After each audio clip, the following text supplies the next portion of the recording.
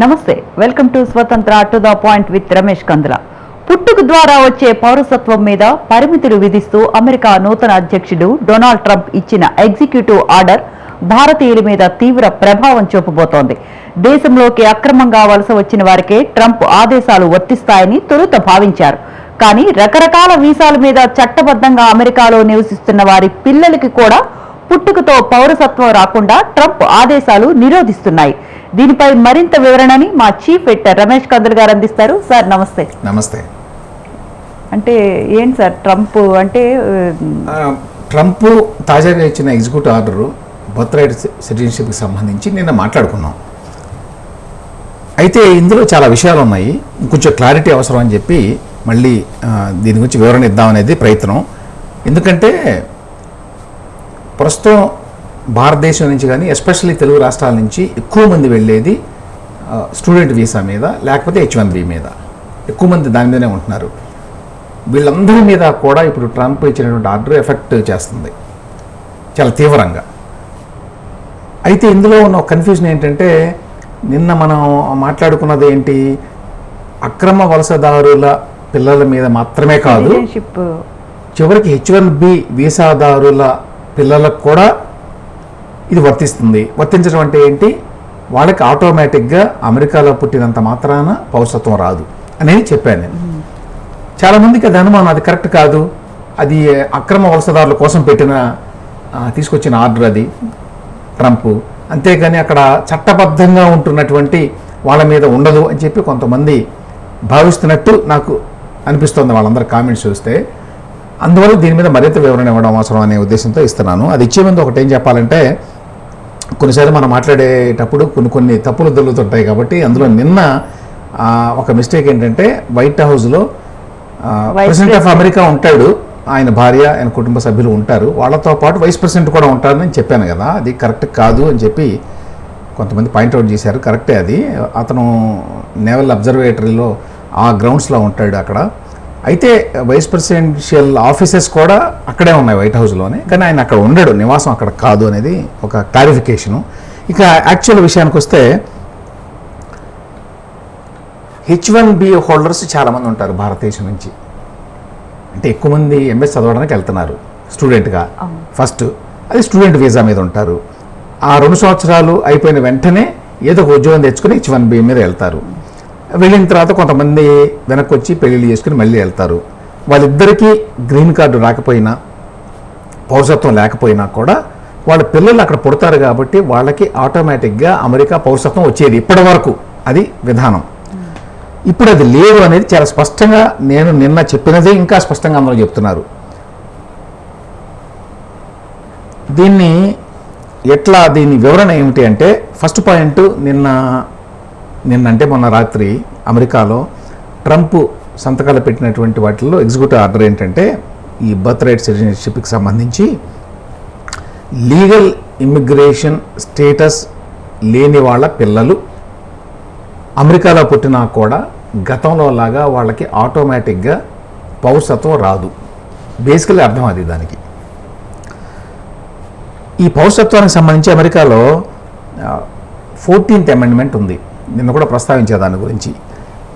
ఈ 14th అమెండ్మెంట్లో దీని గురించి చెప్పారు, ఈ పౌరసత్వం గురించి. ఇది ఎస్పెషల్లీ దేని గురించి వచ్చిందంటే, ఎప్పుడు ఇది 1898లో కాదు, 1868లో ఈ సవరణ చేసింది. అది ఎందుకు చేశారు అప్పుడంటే, అమెరికాలో ఈ నల్లవాళ్ళు ఉండేవాళ్ళు, వాళ్ళు ఎక్కువ మంది బానిసలుగా వచ్చారు, స్లేవ్స్. అయితే అందరూ సిటిజన్షిప్ ఉండాలని చెప్పి అనుకున్న తర్వాత అప్పుడు ఏం చేశారంటే, ఈ అమెండ్మెంట్ని తీసుకొచ్చి అమెరికా గడ్డ మీద ఎవరు పుడితే వాళ్ళంతా పౌరులే అన్నారు. అంటే నల్లవాళ్ళ పిల్లలు ఆటోమేటిక్గా పుడతారు కాబట్టి. అంతకుముందు నల్లవాళ్ళు చాలామంది బానిసలుగా కొనసాగుతున్నారు, ఇంకా వాళ్ళకి ఫుల్ సిటిజన్షిప్ ఉండేది కాదు, హక్కులు ఉండేవి కావు చాలా కాలం పాటు. అందువల్ల స్పెసిఫిక్గా ఈ చట్టం చేశారు, ఈ భూమి మీద ఎవరు పుడితే వాళ్ళంతా ఈ పౌరులే అని చెప్పి. సో అందులో అమెరికా గడ్డ మీద పుట్టిన పిల్లలకి ఆటోమేటిక్గా దేశ పౌరసత్వం వస్తుంది అనేది ఉన్నది అందులో. యాక్చువల్గా అందులో ఉన్న వర్డింగ్ ఏంటంటే, all persons born or naturalized in the United States and subject to the jurisdiction thereof are citizens of the United States అన్నారు. అంటే 2 కండిషన్లు పెట్టారు. కండిషన్ నెంబర్ 1 ఏంటంటే అమెరికాలో పుడితే వాళ్ళకి పౌరసత్వం వస్తుంది, లేకపోతే అమెరికా పౌరసత్వాన్ని పొందటం. కొంతమందికి పౌరసత్వం వస్తుంది కదా, వచ్చినా సరే వీళ్ళు కానీ లేకపోతే అమెరికా చట్టాలు వాళ్ళకి వర్తించాలి అన్నారు. అది అనమాట ఇక్కడ ఈ కీలకమైన ఫ్రేజ్. అమెరికా చట్టాలు వర్తించేవాళ్ళు, అమెరికాలో పుట్టిన వాళ్ళు లేక అమెరికా పౌరసత్వం పొందిన వాళ్ళు, వీళ్ళు అమెరికా పౌరులు అని చెప్పి అందులో ఉన్నది. దీన్ని బట్టి అప్పటి నుంచి కూడా అమెరికా ప్రభుత్వం ఏ రకంగా దీన్ని ఇంటర్ప్రిట్ చేసిందంటే, అమెరికాలో పుట్టారు అయితే మీకు పౌరసత్వం వస్తుంది అని దీని ఇంటర్ప్రిటేషను. ఇది 1898లో అమెరికా సుప్రీంకోర్టు ఈ రకమైనటువంటి ఇంటర్ప్రిటేషన్ ఇచ్చింది. అదే కొనసాగుతోంది ఇప్పటి వరకు 2025 వరకు కూడా. సో అమెరికా గడ్డ మీద పుడితే చాలు, వాళ్ళ తల్లిదండ్రులు పౌరులు అయి ఉండొచ్చు, కాకపోవచ్చు, గ్రీన్ కార్డు ఉండొచ్చు, కాకపోవచ్చు, వాళ్ళ తల్లిదండ్రులు వర్క్ వీసా మీద ఉండొచ్చు, వాళ్ళ తల్లిదండ్రులు టూరిస్ట్ వీసా మీద ఉండొచ్చు, వాళ్ళ తల్లిదండ్రులు స్టూడెంట్ వీసా మీద ఉండొచ్చు. ఎవరైనా సరే వాళ్ళ పిల్లలు అక్కడ పుడితే చాలు. అందుకని చాలా మంది టూరిస్టులుగా కూడా వెళ్ళి అక్కడ పిల్లల్ని కంటారని చెప్తుంటారు ఆ పౌరసత్వం కోసం అని చెప్పి. ఇది అప్పుడు. ఇప్పుడు ట్రంప్ ఇచ్చినటువంటి ఎగ్జిక్యూటివ్ ఆర్డర్ ప్రకారం ఏంటంటే 3 షరతులు పెట్టాడు ఆయన ఇందులో పౌరసత్వం కావాలి అంటే. 1, తల్లిదండ్రుల్లో ఒకరు అమెరికా పౌరులై ఉండాలి, తల్లిదండ్రుల్లో ఒక్కళ్ళకైనా కూడా గ్రీన్ కార్డు ఉండాలి, 3, తల్లిదండ్రుల్లో ఒకరైనా అమెరికా మిలిటరీలో పనిచేస్తుండాలి. ఇది కండిషన్స్. సో ఈ కండిషన్స్కి అర్థం ఏంటంటే తల్లిదండ్రులు ఏ రకమైన వీసా మీద ఉన్నా కూడా, చట్టబద్ధంగా అమెరికాలో నివసిస్తున్నా కూడా, వీసా ఉంటే చట్టబద్ధంగా ఉండటమే. మీరు టూరిస్ట్ వీసా మీద వెళ్ళండి, స్టూడెంట్ వీసా మీద వెళ్ళండి, లేకపోతే వర్క్ వీసా మీద వెళ్ళండి, అవన్నీ చట్టబద్ధంగా ఆ దేశంలో నివసించడం కిందకే వస్తాయి. కాబట్టి ఇటువంటి వాళ్ళు ఎవరైనా సరే, అంటే H1B ఉన్నప్పటికీ, H1B అంటే బేసికలీ ఉద్యోగం చేసేవాళ్ళు అమెరికా వెళ్ళి, వాళ్ళ పిల్లలకి అమెరికాలో వాళ్ళకి పిల్లలు పుట్టినా కూడా ఆటోమేటిక్గా వాళ్ళకి పౌరసత్వం రాదు అని ఇప్పుడు దీనికి అర్థం. ఇది బేసిక్ డిఫరెన్స్ ఇదనమాట. అందరూ ఏమనుకుంటున్నారంటే ఆ సదరన్ బోర్డర్లో అక్కడి నుంచి ఇక్కడి నుంచి అక్రమంగా చాలామంది వలసలు వస్తున్నారు, ఆ వలసలు వచ్చే వాళ్ళ పిల్లలు కూడా ఇంతమంది పౌరసత్వం పొందేవాళ్ళు దీని ప్రకారం, ఇంతమంది నేను చెప్పిన దాని ప్రకారం. ఇప్పుడు దాని మీద చాలా కాలంగా అమెరికాలో గగ్గోలు పెడుతున్నారు అందరూ. ఇట్లా ఎవరు పడితే వాళ్ళు వచ్చేసి ఇక్కడ పిల్లలు కనేస్తున్నారు అమెరికా పౌరసత్వం కోసం అని. దాన్ని నిర్వహించడానికి చట్టాలు చేయాలని చెప్పి కొంతకాలంగా రిపబ్లికన్ పార్టీలో ఎస్పెషల్లీ డిమాండ్ ఉంది. అందువల్ల ఇప్పుడు ట్రంప్ ఇచ్చిన ఆర్డర్ కూడా అంతే అనుకుంటున్నారు చాలామంది. కానీ దాని ప్రకారం అయితే వాళ్ళకి మాత్రమే కాదు, H1B వీసా, స్టూడెంట్ వీసా, ఇంకోటి టూరిస్ట్ వీసా ఇలా మీద ఉన్న వాళ్ళు కూడా వాళ్ళ పిల్లలకు కూడా ఇది వర్తిస్తుంది అనేది ఇప్పుడు క్లారిటీ. అయితే ఇప్పటివరకు అమెరికాలో ఈ వర్క్ వీసా మీద, రకరకాల వీసాల మీద ఉన్న వాళ్ళ పిల్లలు వాళ్ళకి ఆల్రెడీ పౌరసత్వం వస్తుంది, దానికేమో డిస్టర్బెన్స్ లేదు. ఉదాహరణకి నిన్నో ఇవాళ పుట్టారనుకోండి అమెరికాలో, తల్లిదండ్రులకి సిటిజన్షిప్ లేదు, వాళ్ళు వర్క్ వీసా మీద ఉన్నారు, వాళ్ళ పిల్లలకు వస్తుంది. ఎందుకంటే ఒకటి ఇది రిట్రాస్పెక్టివ్ ఎఫెక్ట్ కాదు, ప్రాస్పెక్టివ్ ఎఫెక్ట్. ఈ భవిష్యత్తులో ఎప్పుడు ఇది ట్రంప్ ఇచ్చినటువంటి ఎగ్జిక్యూటివ్ ఆర్డర్ 30 రోజుల్లో అమల్లోకి వస్తుందట. అంటే 30 రోజుల తర్వాత నుంచి మొదలవుతుంది కొత్త చట్టం. నెక్స్ట్ పాయింట్ ఏంటంటే ఇది చట్ట విరుద్ధం అనేది చాలామంది అభిప్రాయం. అంటే అమెరికా రాజ్యాంగంలో ఉన్నటువంటి 14th అమెండ్మెంట్కి విరుద్ధంగా ఉంది అని. దీని మీద పెద్ద ఎత్తున ఆయన ఇట్లా సంతకం పెట్టిన అరగంటలోగానే డజన్ల కొద్దీ లాసూట్లు ఫైల్ అయినాయి రకరకాల కోర్టుల్లో అమెరికాలో. అయితే ఇప్పుడు తాజా సమాచారం ఏంటంటే 22 రాష్ట్రాలు అమెరికాలో ట్రంప్ ఇష్యూ చేసినటువంటి ఎగ్జిక్యూటివ్ ఆర్డర్కి వ్యతిరేకంగా కోర్టులో కేసులు వేసినాయి. 22 రాష్ట్రాలు, ప్రైవేటు వ్యక్తులు కాకుండా వేసినాయి. దాని మీద రేపు ఒక కోర్టులో హీరింగ్ కూడా వస్తుంది. అందులో టెంపరీగా దీన్ని ఆపేసేయండి, స్టే ఇవ్వండి అని చెప్పి కూడా కోరుతున్నారు. కాబట్టి ఏమవుతుందో తెలియాలి. ఇక అసలు విషయం ఏంటంటే దీని యొక్క ప్రభావం ఏంటి భారతదేశం మీద. అమెరికాకి రకరకాల వీసాల కింద వెళ్ళేటువంటి వాళ్ళ విదేశీయుల్లో భారతీయులు ఎక్కువ మంది. ఆల్రెడీ భారతదేశంలో అమెరికాలో 45 లక్షల మంది ఉన్నారని చెప్తున్నారు భారతీయులు. 1% of the population of US ఇప్పుడు యాజ్ ఆఫ్ నౌ. అందులో కొంతమందికి సిటిజన్షిప్ ఉన్నది ఆల్రెడీ.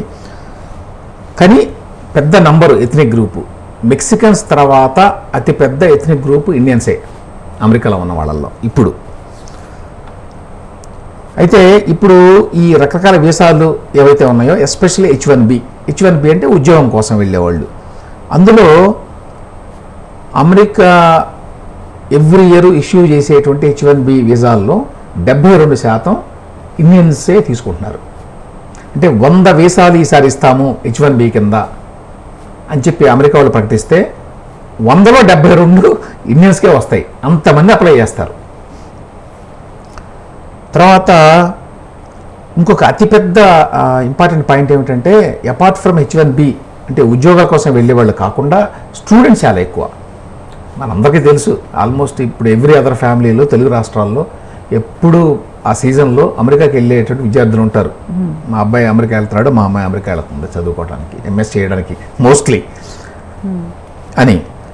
ఈ రకంగా వెళ్ళే వాళ్ళల్లో ఒకప్పుడు చైనా ప్రథమ స్థానంలో ఉండేది. చాలా కాలంగా ఇప్పుడు ఇండియా నెంబర్ 1. ప్రపంచం వ్యాప్తంగా అన్ని దేశాల నుంచి విద్యార్థులు వెళ్తారు అమెరికాకి. కానీ వాళ్ళల్లో నెంబర్ 1 స్థానం ఎక్కువ మంది సంఖ్య ఉన్నది ఇండియన్స్. ఒక బీబీసీ చార్ట్ ఒకటి ఉన్నది నా దగ్గర. దీని ప్రకారం 22-23 సంవత్సరంలో ఇది H1B అప్రూవల్స్ని ఇప్పుడు చెప్తుంది ఈ చార్ట్. ఇండియా నుంచి 2,79,386 మంది వెళ్ళారట ఆ సంవత్సరం.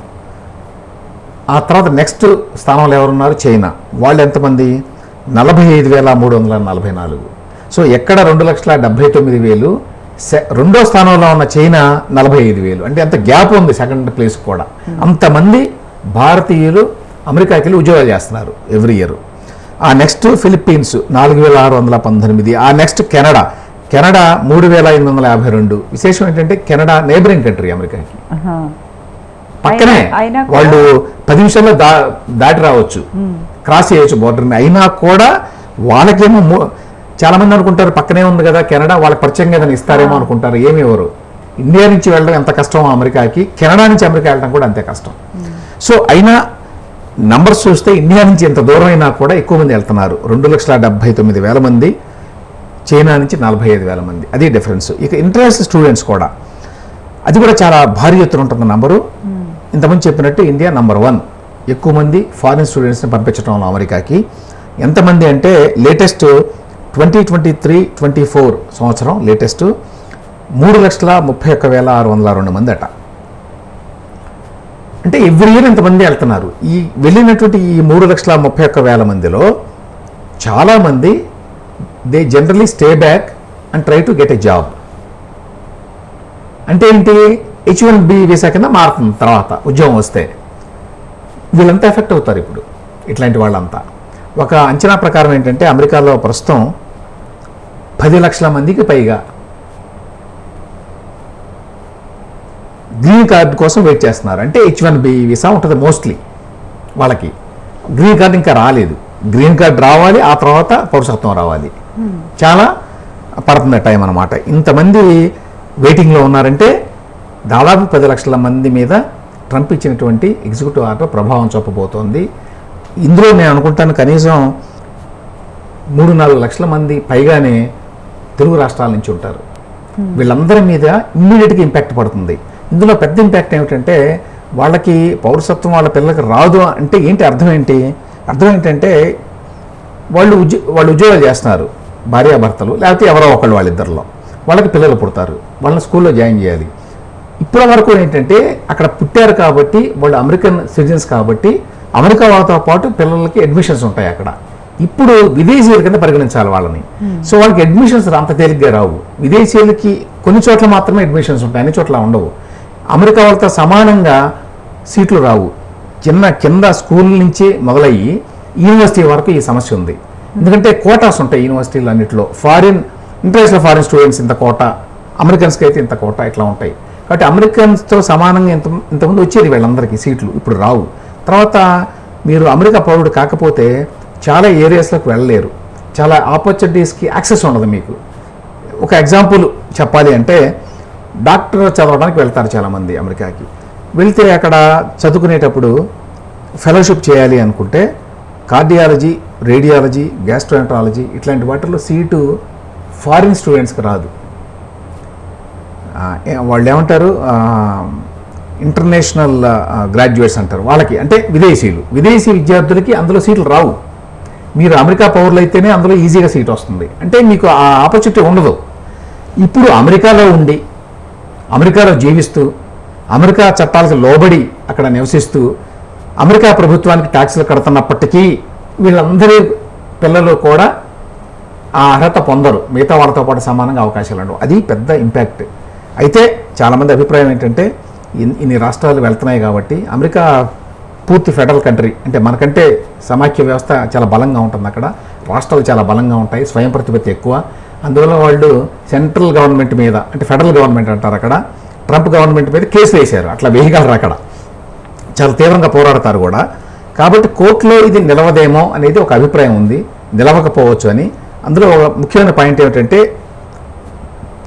సుప్రీంకోర్టు వరకు కనుక వెళ్తే ఈ కేసు 14th అమెండ్మెంట్ ప్రకారం ఎవరైతే ఇల్లీగల్స్ ఉన్నారో వాళ్ళ యొక్క పిల్లలకి దీన్ని వర్తింపజేస్తారు, కానీ రకరకాల వీసాల మీద చట్టబద్ధంగా దేశంలో ఉన్న వాళ్ళ పిల్లలకి మాత్రం ఇది వర్తింపజేయరు అని అనుకుంటున్నారు.